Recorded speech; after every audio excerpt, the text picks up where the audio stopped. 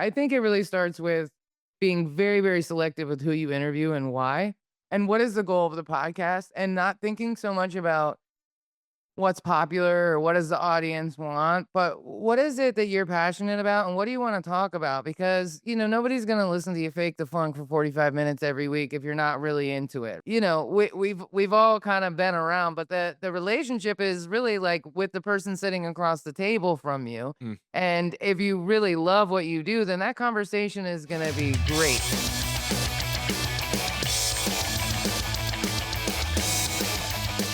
Thank you so much for being here. Today on the Sales Guru podcast, we got Miss Molly Ruland. She is the CEO and founder of Heartcast Media, a digital content agency specializing in strategic multimedia content. With over 20 years of experience, she has worked with clients like the Department of Health, DC government, NATO, and that's crazy cool. And former NBA players, which is also crazy cool. I don't know how you did all of those things, but that is all crazy cool stuff. Molly helps businesses use podcasts and digital media for growth, offering valuable insights for both small business owners and business to business sales professionals. And she runs her global business from Costa Rica. Again, that wonderful background. If you're on the video podcast, if you're listening to this, you need to go watch this and look at her background because it's incredible. Make you want to move to Costa Rica. And she combines strategy with entrepreneurship. Molly, thank you so much for being here on the Sales Guru podcast. Thank you so much for having me. I'm really excited to be here. And we did have some technical issues before, so I got to say that to her again, and she took it with so much grace. Molly, I'm so glad you're here. You are an experience. The reason she took it with grace, by the way, is that you are a serial entrepreneur, a serial podcaster, and you have been on the forefront of podcasting for 20 years, which is a rare space. There's not many folks who have been in the podcast space continually for that long, and you have a lot of expertise in this. And I want to get your insight on how it's evolved as a tool, where you started this, and then how you started to evolve your podcasting practice to where it is today, so that it works in today's marketplace. Absolutely, yeah. I mean, I remember I started my very first podcast on Podbean in like 2000 and whatever, right? Like that's all you need to know. 2000 and something, 8, I don't know. 6, I don't know what the year was. It was a long time ago. But, I was really focused on I've owned a multimedia company for 23 years and I was based out of Washington DC and I was really focused on supporting local music. I'm somebody who when I love something, I want to share it with as many people as possible, right? Like a connector or whatever you want to call it, right? And I've always been passionate about that. And so to me, and I've always been really interested in pirate radio and like civil disobedience in general. And so like this idea of like, wait, you can just start a podcast and you can distribute it to all these people for free and nobody can tell you what you can and cannot say or how often. I mean, it really is quite revolutionary, the whole process of it. And so that's where the love of it came from. And it was definitely more entertainment and things like that. But it really evolved just like I did as an adult, right? I got tired of, managing 160 artists and building recording studios and building podcast studios and being in the center of all this chaos and making a ton of mistakes. I mean, if there had been more hours in the day, I could have made more. You don't know what you don't know, right? And so now, I have formed a new company, Hardcast Media, to really kind of hone in on, what it's all about, right? What is the core all about? And how can that help businesses of all sizes and not just businesses with huge budgets, but like, you know, people that really have a message. Right. You started off and you grew and it sounds like in your journey and making mistakes, many of them as and I could do that. Look, I do it all day long. I make mistakes all day long. But you learned how to uh not only put out what you are passionate about to as many people as you possibly could, but you got really good at directing it to the people who needed to hear it the most, not just to anyone who had a podcast, which is or a phone or headphones or whatever that was. And I wonder how you have evolved your podcasting tactics to allow your business to be more of maybe a light post or a North Star rather than a completely broad medium. Well, it's interesting. After running that business for a long time and making so many mistakes, like from the outside, so many people would say, "Oh, it was wildly successful," but it was not. It was not sustainable, right? And what I was able to do was solely based on relationships, right? And so it's kind of one of those aha moments, like even graduating into doing B2B and working with clients like NATO and everything. It's always about relationships, and the podcast format is an excellent way to form that relationship in an organic and authentic way, as long as you are producing content that's true to the things you're passionate about, Mm. right? And so my message is kind of shifted. I spent so much of my life trying to get more audience, more eyes on these things. And now I say, well, more eyes is good, but who are you talking to in the first place? And everything in life is a relationship. Everything in your life, professionally and personally, the quality of which is solely going to depend on the quality of your relationships. Period, point blank. Mm. From your pharmacist to your business coach to your clients to everybody. And that format is just an excellent way to really form solid relationships with the people that can impact your life. So for a podcast medium and for business, it be small businesses and small business owners who have a passion for what they do, they're helping their community. They're typically serving customers in their immediate area or in their immediate, I would say, network of folks. How do you build relationships via podcasts, and why is a podcast a place to build relationships? I think a lot of people would say, well, I'm talking into a microphone and they're listening to me, and that feels very one way. But I think both you and I know that's not the case. But walk me and the audience through that process, and how your philosophy really takes hold in that space. For sure. I think it really starts with being very, very selective with who you interview and why. And what is the goal of the podcast? And not thinking so much about what's popular or what does the audience want, but what is it that you're passionate about and what do you want to talk about? Because, nobody's going to listen to you fake the funk for 45 minutes every week if you're not really into it, right? Like I was listening to your podcast earlier and talking about like your early sales days. And I was like, oh man, I can relate to that being in the real estate finance industry at 19 and like wearing my reps all the way down trying to get that information. You know what I mean? Like, we've all kind of been around, but the relationship is really like with the person sitting across the table from you. Mm. And if you really love what you do, then that conversation is going to be great. And I think a lot of times right now, especially in this society, we're really focused on volume and numbers. If it doesn't get 100,000 views, it's not. And like most small businesses, right? The numbers are shockingly low, like terribly low, right? Mm. How many small businesses don't make more than 100K a year is like mind-boggling. Right. I'm a chronic exagerator, so I'm not going to say a number because it'll be wrong, but it's terribly high. You know what I mean? It's terribly. You know what? I like you, Molly. At least I'm honest. That's what I'm gonna tell you right now. Chronic exaggerate.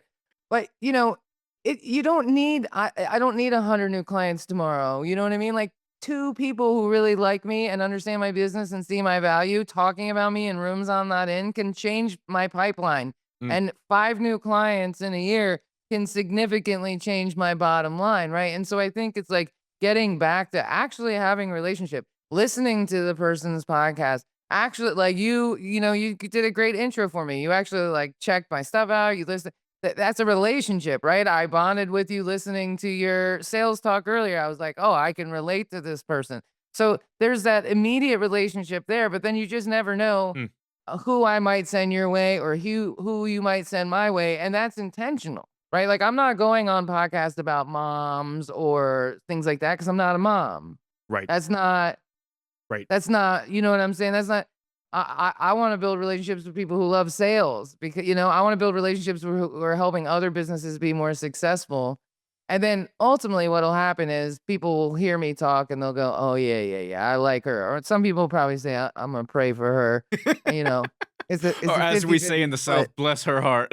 Bless her heart. I'm sure I get a lot of those. You know what I mean? And I'm cool with that because I also get people who are like, "I freaking love you, and I'm gonna introduce you to everybody I know. And like that's a win because not only is it a win for business, but that makes me feel good. And so would I rather have that person or 1,000 downloads? I'd rather have that person all day long. I All I day long. I really love this mindset that you're talking about right now, and I worked with a lot of small businesses in my career as a field sales rep, and there were so many small business owners who would say, "Yeah, that sounds like a really," because I was just talking to them about business. I just love talking about business, and I wouldn't even sell to them what I was talking about. I just wanted to know how I could help their, their farm, their apothecary business that they had in the little corner shop, how I could help them grow because it was so much fun. And I would suggest things like a podcast, and they'll go, "Yeah, but I tried something 10 years ago and I only had 2 people listen." And I think that one, there's persistence that needs to happen. But the persistence comes from, look, if there's two people listening to you, love those 2 people. Love Right. them so much and have a relationship with them, because those are the people who will walk into rooms and say, I was listening to this podcast and they said blah, blah, blah, blah, blah, blah, blah. And I was related to that. And then that will grow eventually. It'll be marginal. I mean, when we started this thing 18 years ago, we're talking about Right. business to business sales. Okay, business to business sales is not like the most fun thing to talk about. I'm not talking about Right. relationships and, Right. all these podcasts out there that talk about, Cults or cults and murder. these true crime things that my wife loves to listen to that are so Right. much more fun than B2B sales. But we grew a tribe from that, and you did as well. And you have a podcast that grew and grew and grew. And when you love the audience, don't. I heard this thing, and it was about being on stage, right? So it was, if you're a comedian, you go up on stage, right? And there's 10 people in the audience, and you could have two paths. The one is, man, I hate all those people who didn't show up. Why didn't anybody show up to my show? And you're mad at the people who didn't show up. Right. Or you could love the people who did, You and did. perform for them. And so, from a small business perspective, if you're consulting with a small business and they're going to start a podcast, what are like 3 key things that they have to keep in mind to start being successful, maybe immediately or in the very short long term, that gives them a leg up on just throwing spaghetti at the wall and hoping something sticks?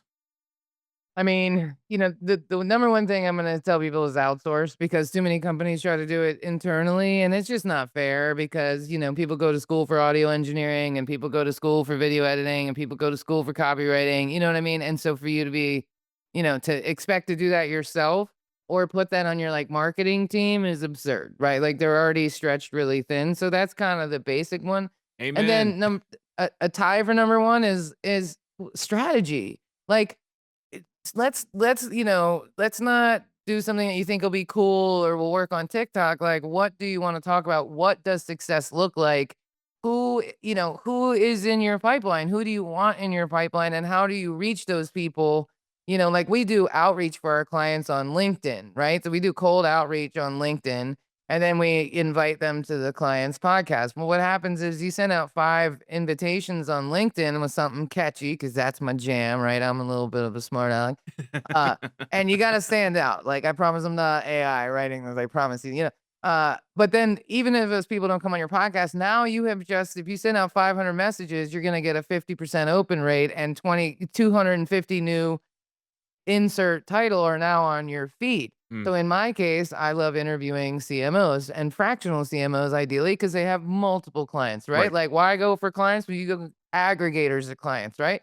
So and CMOs are more likely to say yes to my ridiculous podcast and they turn them into a cartoon and I open with a funny line and they're into it, right? And they show up ready to go. And then at the end of it, they say, "Hey, tell me about your rates and services. I was checking out your website." I don't say anything about Hardcast Media. We talk about content marketing. Why? Because I know content marketing. I've been doing it for 22 years. I can't talk to them about their journey and ad attribution tech. Like, bro, I love you, but I got like 3 minutes on that because I don't do that. But what I can talk to you about is like, what is your ad attribution tech company? How are they using content marketing? Hmm. Like, that's what I wanna talk about, right? Like, moving that conversation into there, and then inevitably, I'm gonna show that I have skills and talent because 'cause I've been doing it for a long time, and I love this stuff, and so it's interesting to me. So now what's happened is I have 250 or 500 or 750 new CMOs on my timeline. So now my LinkedIn feed is improving. Mm. I'm surrounding myself with like-minded people. I'm reaching the exact audience, and I'm having fun because I'm talking about something that I care about, right? And I'm not talking about what was your biggest failure or overcoming resistance. And like, I love that. Listen, I could overcome it every day, getting out of that bed, my dude. You know what I'm saying? That's the greatest act of resistance ever. But I want to focus on positive things and what are we doing in this new market? And because I think that will actually be valuable to my audience because everybody's going, how do we get sales? Right? We just got over this crazy hump of weirdness last year. And then all Right. of a sudden everybody started spending money again in like Q4. Yep. And now everything's, you know what I mean? So everybody's freaking out. So I want to create some content that has some value for my audience while also being an interesting conversation for me.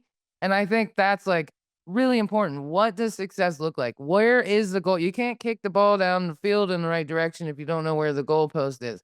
And if being number one on iTunes in business is your goal, then I hope you got a marketing budget that's 3 or 4 times the Right. size of your production budget. You know what I mean? Right. And is that really gonna move the needle in your B2B business when your pipeline, if it had 25 active clients, you would be super good, then I don't know if being number 1 on business and iTunes has any relevance for you at all, Right. right? Now, if you're trying to speak on stages and pick up coaching clients, then yeah, it would make sense. So everybody is a little different, right? The DC government's doing public health messaging. NATO's talking about international affairs. Right, my dating coach is talking about how to get a girlfriend. So, he downloads are good for him, Right. right? So everybody is a little bit different in there. And so identifying that first instead of like coming up with a name and we're gonna tell entrepreneur stories like, hey man, do a spin around iTunes. We got a whole lot of that going around. I like this. And so do you find that and this is my experience as well, just as a human being, and probably you too, is that, sometimes we talk about the things that we talk about so much, our business, if you're a small business owner, you're so in that world all the time, 24 hours a day, there's no breaks in it. That when you think about content and podcasts in particular, and you go, well, nobody's really going to want to listen to me talk about drywall, for instance. Like, just say it's that kind of small business, or if you're a B2B and you're a financial, fractional financial coach, and you go into businesses and you help them with their back end business finances.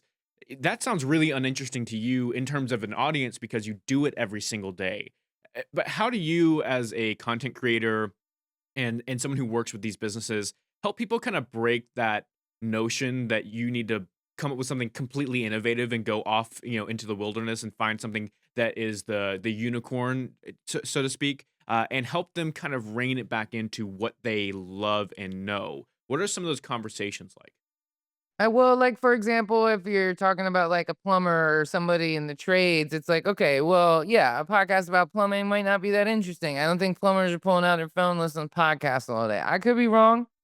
We'll have to check the Edison report on that one, um, but okay, well, if you're a plumber, how could you get the most gigs at one time? Well, what if you interviewed developers in your town and talk to them about the developments they're putting in? Because maybe you could get a plumbing contract for an apartment building and get 86 units instead of one. Like that's where I'm thinking is like aggregator. Hmm. How can you make it more interesting? And then you find a local spin. And so it's not a plumbing podcast. It's a what's happening in Cincinnati podcast hosted by Molly's Plumbing, right? Like there's always a way, and then you can still talk about what you want to talk about, but there's always a way to find a way to make it interesting to people, but also getting yourself in front of more people. At the end of the day, sitting across the table, if somebody likes you, right? Alex Ramosi talks about this a lot, like the gift of reciprocity, right? You did a great intro for me. I'm already like, thanks, man. I appreciate you put time and effort into that. I'm gonna really show up the best I can for you because I know that you're doing the same thing for me. I'm now inclined to like want to tell people about you, or if I know somebody that could use, the sales gravy, I will definitely send them to you because I like you. And it's really that simple. I, Like I it's really that I simple. love that. It's so think about that plumber situation, and you're in a town, like you're in a city, and it's not maybe not even Cincinnati, maybe you're in Augusta, Georgia, right? And it's a smaller place, and you only have a small pool of people, but go interview that developer because you can talk about the building project, talk about how buildings are made. People don't know how buildings are made, My son the other day was watching a building go up. He goes, "It's really interesting to watch it." And I went, "You know what? It is really interesting to watch it because I, as a business person, don't actually know how those things work. But if I had a podcast that would tell me, I would 100% listen to it. And then look, there's a plumber that I automatically trust because Right. it's their podcast and they're the ones interviewing. And look, you even give reciprocity to the developer because I am thinking about the developer that you interviewed. It's a really cool process. And you mentioned outsourcing. So I had a question. I already wrote it, and you beautifully transitioned into it for small businesses. Look, there if you're looking at outsourcing and you're trying to come up with this production, I know small business owners, they go, "No, I don't have the budget for this," or, "I don't know how that adds value to my business." What are the factors they should consider when selecting a partner to help them build a really great podcast content stream? Avoid like single source situations, like, and especially places like Fiverr and Upwork and stuff. A lot of people think, oh, podcasting, and I blame Anchor for this. Like, you can do it from your phone. I'm like, no, you cannot. For the record, people, if you're listening, no, you cannot do a Both of podcast our from your phone. setups right here are not on the Yeah, phone. Like, there's a very no. specific reason we don't do that on a phone. Exactly, because it's terrible. And, like, if you're somebody like Grant Cardone or somebody with, like, 1,000,000 followers already, yeah, you can do whatever the hell you want. Russell Brunson does a podcast from his phone, but he's Russell Brunson, dude, you know what I'm saying? Like, he is the exemption to the rule. So a lot of people think, like, "Oh, you just get an editor," but it's business development. There needs to be strategy, there needs to be a cohesive theme in all of your branding and your graphics. There needs to be strategy. So many people put their face on their logo and on every graphic. Listen, that $10 million client is not gonna put my face on his LinkedIn, right? So it's really like really taking a huge strategic approach. Like when we set up a podcast, it's 30 days of work. It's 20 full-on business days of work from Mm, setting up the outreach, identifying your ideal client profile, designing the logo, then designing the thumbnail, then designing 40 other branding assets for the video template and everything else. It's setting up the blog post on the web. It is like there's 8 people on my team, like elves at Santa's workshop working on your stuff. And so, you know, I get that people say, well, I don't have the money for that. But if you just really think about, okay, what would it actually cost me to do 12 or 14 or 15 episodes with outreach, with all the production bells and whistles, with blog posts and SEO content and 8 pieces of social media for every single, you know what I'm saying? right. You got, if you did 12 episodes, you got a year's worth of content straight up, right? Straight up. Now you've got 12 warm leads, and so that's how I like to think of them. They're 12 warm leads. They're not 12 episodes, they're 12 warm leads, right? And then you do a little paid ads and boost it so you get some downloads so you can flex that on LinkedIn a little bit. That'll help you get better people in the chair. But if you can't close one of those 12 warm leads to then create the ROI on your total nut. So yeah, maybe you spend 12 or 15K on those episodes. But hey, if your average client spend is 25K, that's a no-brainer because in the process, you added 500 new people on your LinkedIn that are the exact target profile. You've had 12 great conversations. And if you close one of those deals, I mean, as a sales gravy guy, you're probably thinking it should be higher than that. You know what I mean? If you do it right. And I'm a big fan of if you wanna show people how you work, just show them how you work, right? So for me, like, from the outreach to how easy it is to, like, the communication to, like, 10 minutes after the podcast, you get a thank you. I mean, we make it so professional that for our clients that their guests are like, "If working with, like, with them is anything like being on that podcast, I'm gonna send you all my clients. This was amazing. Mm. Thank you." I can't agree more. As someone we've built this podcast from scratch. We've done all that work. It was much, much more time intensive than you give it credit for because when you have to really produce something that looks good, sounds good, brands well, communicates well in sequences and workflows and content recreation, and for your clients, if you are interviewing even the people that you've worked with and you want them to promote it, it has to be so good that they feel good about doing it. And that's something that you as a small business owner, remember that if you're going to take 20 days of work, how much does 20 days of work cost you in the rest of your business? Can you afford 20 days of that work? And from a branding perspective, can you afford a badly produced, poorly produced podcast? Boom. Because what people are doing is training people to ignore them. I agree. You're training people that your brand isn't as trustworthy as it could be. And so they're moving on to the next thing. And there's so much content. You alluded to this before. If you want to be the number one business podcast, look, right now, Sales Gravy, as of recording, is the number 152 podcast in the business category.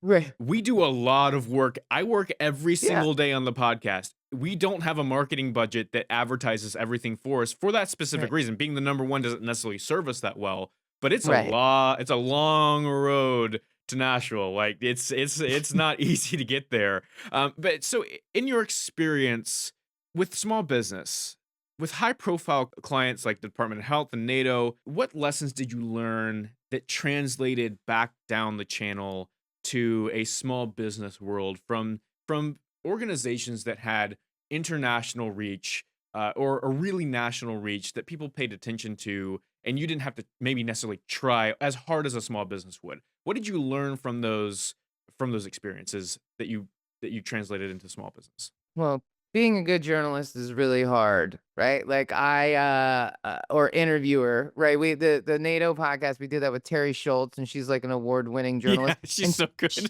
good. so it's like the bar's a little high, you know what I mean? You're like, "I'm not as good as her." No one is as good as her. She would literally wake up at 3 AM in Brussels to do the interview and still did better than anything I've ever done in my life, you know what I mean? Shit, that woman can control a conversation, and you don't even know what's going on. It's like a lazy river. You could ask her something, she's gonna redirect and answer in a different way, but not in a slimy, like, absolute pro. But I think the biggest lesson is again relationships, right? Like yesterday, I had a client and it was time to record her pilot episode, and so I was like, I added myself to the recording session because my engineer usually does it because I know her and she's a little bit nervous and she had this script, and I was like, okay, we're throwing this thing away. Okay, here's what we're doing. Me and you were at a mixer. We just met, and we're like, oh God, thank God, you're my people. And we're at the bar or wherever, and we're chatting about your podcast. And I said, well, what's your podcast? That's the energy. And she went from like reading a script to like, hey, everybody. I mean, it was like to turn the switch on. And she was so comfortable. And we did a few run throughs and I was able to update her. And like that 20 minutes of my time was invaluable. You know what I Mm, mean? Like I boosted her confidence. I made sure the product's going to be better. I gave her an update on everything else. Like that's good stuff. Right. And you like, I don't work in the business because that's one of the many, many lessons I learned, but I will hop into sessions like that because I really like my clients and I want to see them succeed. And I really find a lot of joy in getting in there and taking that stressed look off their face and they're laughing and smiling because I'm saying ridiculous things per usual, you know? But like using the best of what I learned over the 20 years to really help my clients and not burn it all up on some fancy proposal and then not deliver. It's like, it's really about over delivering. mm, mm. Alex Ramosi, I'm a big fan. $100 million offers. I read that book every 6 months. This is a touch up, and it's like we charge a lot of money, but we go above and beyond for our clients. We do more than we say what we're going to do for them, and I really care about them, and I want them to win. So I present opportunities for them that I'm not being paid for because it matters, and that's why Miller and Chevalier is one of our clients. They're renewing for the eighth time. They're one of our very first clients, the largest law firm in Washington, D.C., right? That's a relationship, Mm. right? Could they have found other people by now? Absolutely. Are they going to? No, because we've been with them for 6 years. You know what I mean? So I think just really dialing in on that relationship value and not always looking for the next deal or the next interview or the next call, you know? I love that, and now to some really tactical advice, and you talked about interviewing and this client of yours, and I have this struggle as well, which is giving myself permission to be myself in an interview. You feel stiff, you want to present as best as you possibly can, and you sound robotic in a way when you're not giving your full personality, and what that does is it gives your guests the ability to be themselves, and that's really Right. where the relationship forms inside of the podcast, inside of the conversation. But you've worked with with small businesses, and they're starting their podcast, and they're nervous about doing it. You've worked with some of the obviously some of the best interviewers in the world. and you've observed their process. How can you help as a small business owner? How can you help yourself become more fluid, attuned to your interviewee, and deliver value inside of your podcast quickly? The easiest one is do your own intro. Do your own intro. Like you were like, man, you did look at this roster.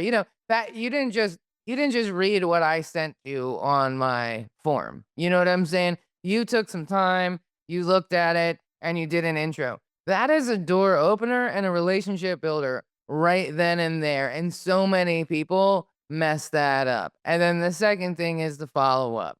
Hey, thanks for coming on my show last week, Tom. Would you mind making that intro? Thanks for coming on my show. Can I get a meeting with you? Thanks for coming on my show. Would you join my board of directors? You have just opened the door. It's like you're Mm, dating. You just went on a first date. It was great. They're ready for the follow up. Who's going to text first? You. That's who. You know what I mean? So, nurturing the relationship, because I think a lot of podcast companies really push volume and they're like that Gary V model, like content, content. And it's like, I get it. I love me some Gary V too. Everybody's got a timeline on them. You can only listen to these guys for so long, but they still had a lot of gems. But we're not in that bombard people with content phase anymore. And even the thought leadership is starting to wane because, like, well, is there really some thought in there or leadership? Because if it's not just you talking, it's just you wax poeticking about whatever you want to, right? So I think, really having quality and understanding what the goal is and not bombarding people, like just lean into your content and nurture that relationship.